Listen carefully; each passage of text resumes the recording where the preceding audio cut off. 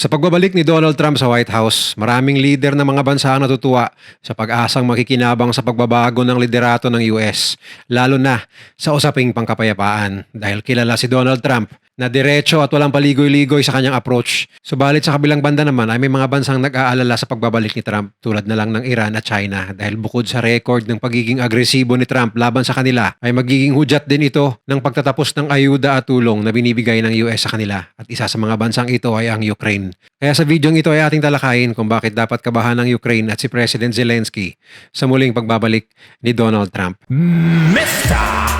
Goodbye! Ilang dekada nang mainit ang mga mata ni Vladimir Putin at ng Russia sa Ukraine.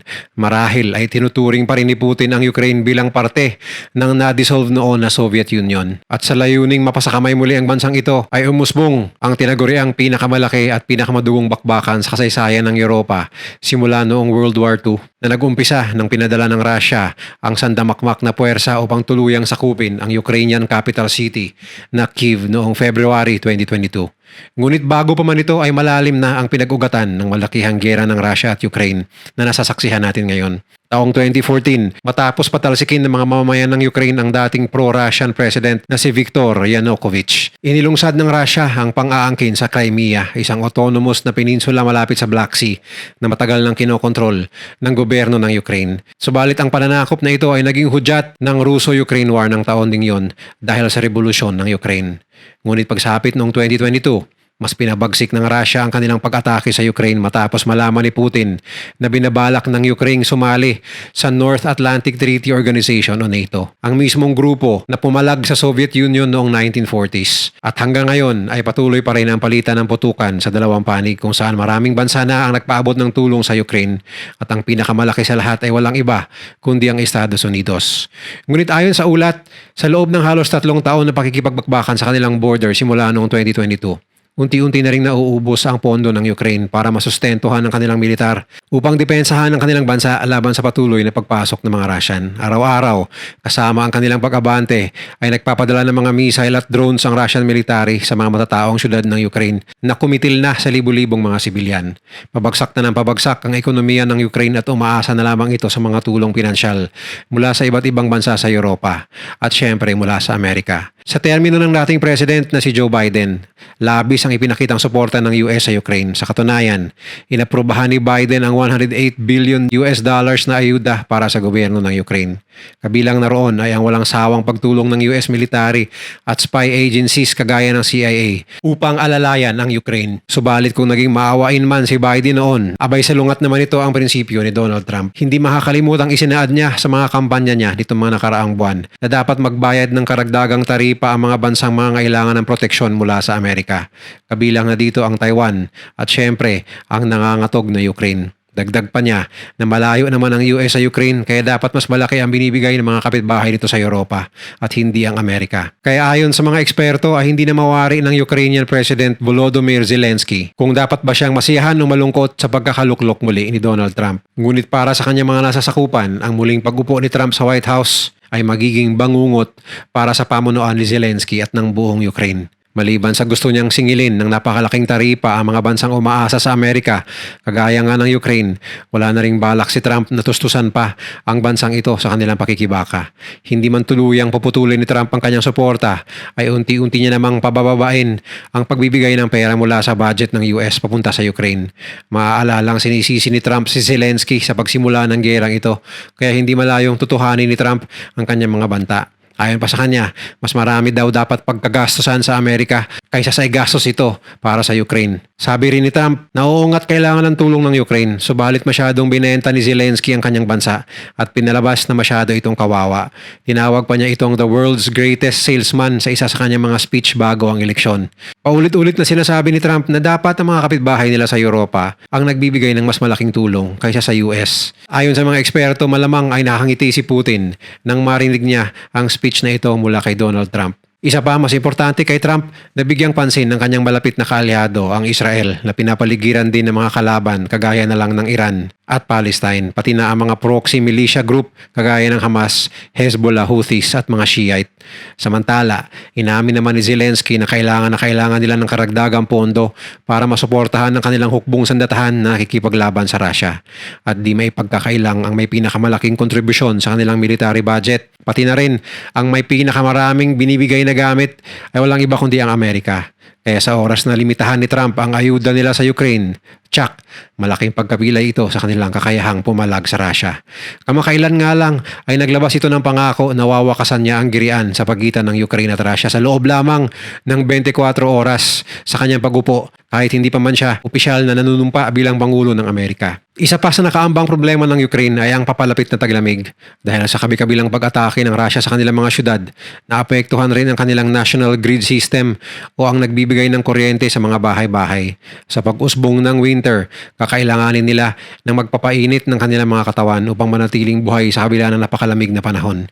Subalit ayon sa mga report, dahil sa kakulangan ng budget ay hindi pa rin nila nakukumpuni ang mga sirang electricity source na siyang inaasahan ng mga simpleng mamamayan ng Ukraine at mas lalo itong lalala sa pagnipis ng pondo mula Amerika. Sa kabila nito ay inaakusahan rin ni Trump ang pamunuan ng Ukraine ng pagiging korakot. Ayon pa sa kanya ay wala sa ayos simula pa noon ang mga opisyal ng Ukraine. Sabi ni Trump, tila mas mabilis ata na uubos ang pera na galing sa mga western countries kaysa sa inaasahan at malamang ang iba nito ay binulsa na lamang ng mga opisyal kaya hindi raw dapat nagbibigay ng ayuda ang US sa isang bansang korap tulad ng Ukraine. Samantala, kumakalat din ng haka-haka na baka ipipressure ni Trump si Zelensky na sumuko na lamang sa digmaan at hayaan na lamang ang mga lupang inangkin ng Russia. Malaki-laki na rin ang nasakop ng Russia simula nung una silang pumasok sa Ukraine. Sa kasalukuyan, nasa halos 20% na ng kabuuang teritoryo ng Ukraine ang nakuha ni Putin. Sa loob lamang ng 2.5 taon, naging maduguman, ay nagtagumpay pa rin si Vladimir Putin kung susumahin sa pag-angkin sa mga kalupaan ng Ukraine upang mas lalo pampalakihin ang napakalaking teritoryo ng Russia. Simula noong 2022, na-penetrate na ng Russian military ang mga syudad sa kanluran ng Ukraine kagaya ng Donetsk, Luhansk, Kherson, Kursk at Zaporizhia Oblasts, pati na ang mga importanteng rehiyon kagaya ng Donbas at Crimea kung saan matagal lang nakatira ang mga hukbong sandatahan ng Russia. Bagamat malayo ito sa pangako noon ni Putin na ilang linggo lamang ay susuko na ang buong Ukraine sa mga puwersa ng Russia na kanyang ipinadala noong 2022, kapag natuloy ang pagtigil ng suporta ng US sa Ukraine, ay ito na ang magiging pinakamalaking pagkakataon ni Putin na muling ibuhos ang kanyang puwersa at mas palawakin ang pananakop sa mga probinsya hanggang sa makorner nila ang capital city na Kyiv, kung saan hindi nila ito nagawa dati. Subalit hindi ibig sabihin na kahit mababawasan o tuluyang mawawala ang suporta ng US ay basta-basta na lamang matatalo ang Ukraine. Napatunayan na ng mga Ukrainian ang kanilang tapang at kapasidad na lumaban sa loob ng halos 3 taon sa mas malakas na militar sa pamamagitan ng diskarte at gilas sa battlefield. At isa pa, andyan pa rin naman ang mga bansa sa EU na siguradong hindi papayag na basta-basta na lang makuha ng Russia ang kanilang kapitbahay dahil alam nila na kapag nagtagumpay ang Russia sa Ukraine, mas lalo itong maglalakas ng loob na manakop din ng ibang bansa sa Europa. Ito ang numero 1 dahilan kung bakit nagkukumahog ang Finland at Sweden, dalawang bansang may border sa Russia na sumali sa NATO. Ngunit sa kabila ng kanyang banta na puputulin ang suporta sa Ukraine ay wala pang konkretong plano si Trump kung paano niya susolusyonan ang digmaan sa pagitan ng Ukraine at Russia. Bukod sa binitawang salita na tatapusin niya ito sa loob ng 24 oras. Ngunit ayon sa bagong vice presidente na si J.D. Vance, mauwi ito sa isa na namang peace deal kung saan mapipilitan ng Ukraine na i-give up ang kanilang mga teritoryo sa kamay ng Russia.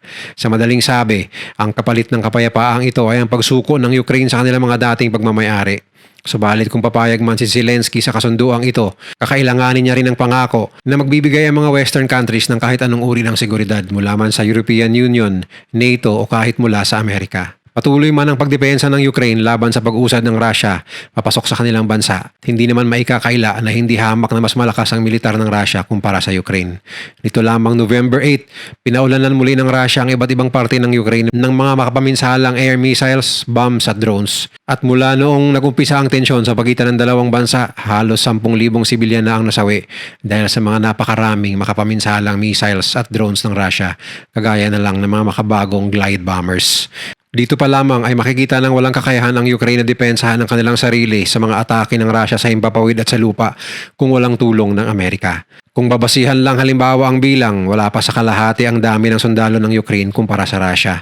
Kaya walang duda talaga na ang tulong ng Western countries lalo na ang Amerika ang numero unong dahilan kung bakit tumagal ang depensa ng Ukraine laban sa Russia. Meron ding usap-usapan na tila balak ni Trump na tanggalin ang mga sanctions laban sa Russia. Maraming maaring dahilan kung bakit gagawin niya ito, kagaya na lamang ng pagpreserba ng halaga ng dolyar o di kaya bilang alas upang maengganyo ang Russia sa pag-negotiate upang matapos na ang digmaan o kaya na may bilang pabor sa kanyang kaibigan. Maaalalang may naging magandang relasyon si Putin at si Trump, sa katunayan ay makailang beses nang nagkita ang dalawang leader. Bukod sa pag-iwan ng Amerika sa kanila sa ere, isa pang nakaambang pangyayari na maaaring magpapahirap sa laban ng Ukraine kontra Russia ay ang bagong treaty ng Russia at ng isa pang kinatatakutang bansa ang North Korea. Nito lamang November 9, 2024, pumirma ang Russia sa isang kasunduan na magbibigay daan upang magkaroon sila ng strategic partnership kasama ang North Korea. Pagkatapos ng napakalaking kasunduang ito ay lumabas naman kaagad ang balita na 10,000 sundalo mula sa North Korea ang di umano'y pinadala sa Kursk region upang magsanay at makatulong sa Russian army sa kanilang mithiing sakupin ng Ukraine. Ayon pa sa mga ulat, ang mga sundalong pinadala ng North Korea ay hindi mga baguhan, bagkus ay kinukonsidera pa nga ang mga ito na mga pinakamagaling sa kanilang bansa. Kabi-kabila na ang tinatanggap na suporta ng Russia mula sa kanilang mga kaalyado. Hindi na bago sa lahat na sinusuplayan din sila ng China at ng Iran ng mga kagamitan. At ngayon namang nagpapadala na ng karagdagang tropa ang North Korea, tila ba mas lalo namang lumalaki at lumalakas ang hukbong sandatahan ng Russia. Kung susumahin, para kay Trump, ay wala siyang dahilan para protektahan ng Ukraine. Ngunit mayroon siyang maraming dahilan upang bigyang pabor ang Russia sa sitwasyong ito. Ayon sa mga eksperto, maliban sa pagsali ng mga North Korean, kumakalat din ang impormasyon na nagre-recruit na ang Russia mula sa mga militanteng grupo sa Africa at Cuba upang kontrahin ang Ukrainian Armed Forces. Kaya magiging isang malaking dagok para sa Ukraine kapag natuloy ang pag-urong ng suporta ng Estados Unidos. Marami ang naniniwalang eksperto na sa termino ni Donald Trump ay itutulak niya ang peace deal sa pagitan ng Russia at Ukraine. At kapag tinanggap ng Ukraine ang peace deal na ito, ay maaaring magsaad na kailangan nilang isurrender na lamang ang mga syudad na sinakop ng Russia. Ngunit hindi kasama sa usapan ang posibilidad na proteksyon ng NATO, European Union o kahit ng Amerika. At kapag ito ay nangyari, tsak, aabusuhin lamang ito ng Russia. Magiging isa din itong palatandaan na pwede palang gawin ito ng ibang bansa ang sakupin ng isang lugar, ang kinin ng mga teritoryo nito at gumawa na lamang ng peace deal upang tuluyan na nilang makuha ang nasabing teritoryo. Sa sandaling tumanggi naman ng Ukraine sa ceasefire, tila ba hindi malayong mangyayari ang inaabangan ng pag-aabandonan ni Trump at ng gobyerno ng Amerika ng tuluyan sa Ukraine. Ibig sabihin nito ay ang tuluyang pagtanggal ni Trump sa military at financial aid sa bansa ng 100%. At kung sakali namang matatanggap ng NATO ang Ukraine, sigurado namang hindi ito magugustuhan ni Putin dahil pansamantalang mapoprotektahan ng NATO ang Ukraine. Ngunit kapalit naman ito ay ang pag-aamok ng Russia gamit ang kanilang mga missile at mga tinatagong nuclear weapon. Magriresulta ito muli sa isang napakalaking hidwaan sa pagitan ng dalawang bansa na magiging sanhi ng pagkasawi ng milyon-milyong katao at maaaring maging hudyat ng isa na namang World War. Dahil sa puntong ito ay mapipilitan na ang mga bansa sa NATO na sumama sa gera. Dahil bilang pribilehiyo ng isang membrong bansa ay kapag inatake sila ng kalaban, lahat ng membro ng NATO ay nasa kanilang likuran upang sila ay pagtanggol. Sa ngayon, tila ba wala pang balak si Putin at ang Russia na tumigil. Araw-araw pa rin nilang binobomba at inaatake ang Ukraine. Nakikita na rin na mas lalo pa nilang pinapalakas ang kanilang kampanya laban sa Ukrainian Armed Forces sa tulong ng mga sundalo mula North Korea. Hindi rin imposible na ipagpatuloy ng Russia ang pang-aangkin ng mga teritoryo ng Ukraine hanggang sa tuluyan na nilang maangkin ang buong bansa. Gaano man ito katagal. Ang pinakaalas na lamang ng Ukraine ay ang kanilang mga kaalyado sa European Union. Kung patuloy pa rin ang pagbibigay ng pondo ng mga bansang ito, kagaya ng France, Germany, Poland at iba pa, maaari pang makasurvive ang Ukraine sa digmaan. Ngunit dahan-dahan pa rin itong kakainin ng Russia sa absence ng Amerika. Suma total, base pa lang sa mga pahayag ni Trump laban sa Ukraine at kay Zelensky, kahit wala pa nung eleksyon, ay dapat na talagang kabahan na ang Ukraine sa mga darating na buwan, lalo na sa muling formal na pag-upo ni Trump sa White House. Ika nga nila ay tila magtatapos na ang maliligayang araw ng Ukraine pagdating sa bilyones na ayuda at armas na nakukuha nila mula sa Amerika. At kung ito man ay matutuloy, ay tsak, abot tenga ang ngiti ni Vladimir Putin. Kaya abangan na lang natin kung ano ang gagawin ni Trump sa unang araw ng kanyang pag-upo bilang presidente ng US. Kung ito ba ay papabor sa Ukraine o ito ay tuluyan na nilang iiwan sa ere. Ngunit sa bandang huli, kahit anuman ang mangyayari, ay marami ang naniniwala na hindi basta-basta magagapi ang mga sundalo, sibilyan at mga pinuno ng Ukraine, meron man o walang tulong ng Amerika. Dahil kasaysayan na mismo ang makakapagsabi na handang lumaban ang mga Ukrainian hanggang sa kahuluhulihang patak ng kanilang dugo upang wag lang masakop ni Putin ang kanilang minamahal na bayan. Kung nagustuhan mo ang video na to, share mo naman sa iba at mag-subscribe ka na rin. Panoorin mo na rin yung mga videos na nasa kanan para lalo pang maubos ang oras mo.